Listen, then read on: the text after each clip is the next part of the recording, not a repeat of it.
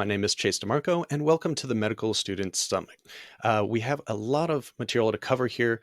My specialty is in medical student study techniques. I've covered this a lot over the past few years, especially with things that I've written about and speeches that I've given.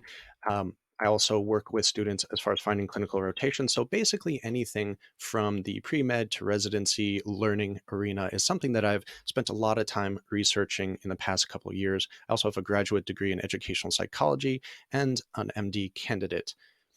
So, the first thing I want to discuss is common mistakes. And this really is some of the most common ones are rereading a page or a chapter, or even rereading your notes. This is really found in all studies, in multiple studies, to not be effective. Same thing with highlighting your notes or highlighting in a textbook, especially these days since most textbooks have the important things bolded anyway. Using this sort of passive learning style of just going through the motions of rereading or highlighting, you tend to believe that you know something better because you've seen it before. So you're rereading it, rereading your notes, and you think that you know it very well, but you're just recognizing it. You're not actually actively learning, you're not actively testing your recall of the material. So it's very important to be aware of these because they tend to follow us from undergraduate studies where we didn't need to study to the degree that we're going to in medical school. So trying to change those passive learning styles into more active styles, even listening to lectures, listening to podcasts are passive learning. But if you take notes on them, and if you add those notes to your flashcard deck, and if you add these extra learning, active learning styles to them, then you're going to get a lot more out of your study time. It's going to be a lot more efficient, and you won't have to cover material as frequently or forget as much as you might otherwise. Some of the steps for effective learning, the first one is really planning and prioritization.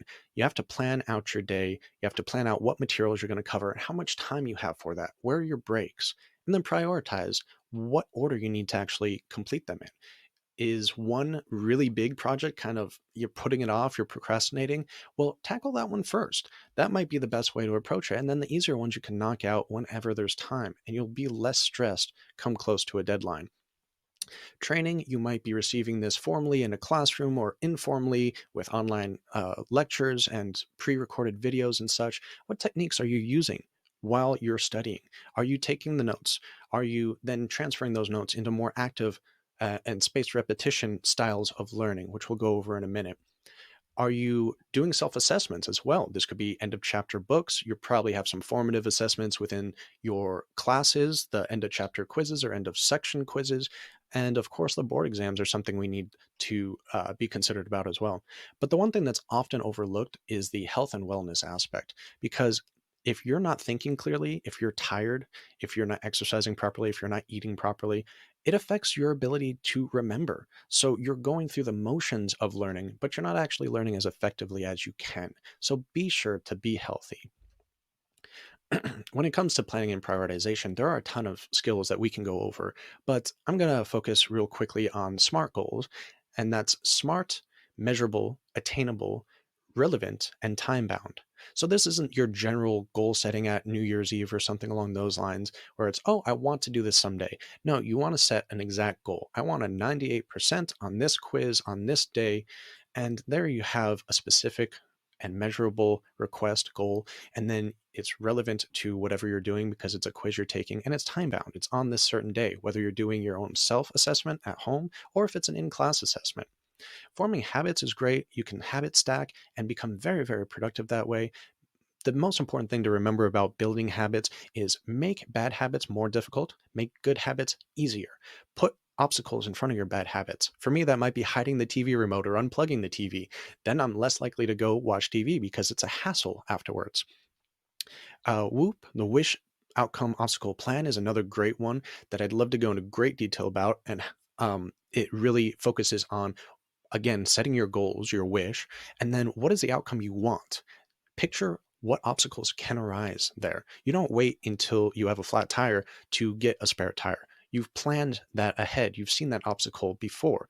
So find obstacles that could arise in your current studies and make a plan to get past them. And last, the important study techniques. Accelerated learning is something that is less studied at this point. It's still a little bit more new in the field of psychology and learning. But speed reading and mnemonic techniques are something that are becoming very popular in certain fields, and medicine is one of them. You might know some mnemonics videos that are very popular online, and you can study a lot of these techniques and create your own, and then they're much more memorable for much longer periods of time. As far as the evidence-based study techniques, the ones that have been around for a while that have a lot of research on them, the ones that I want to really focus on here are the two at the bottom.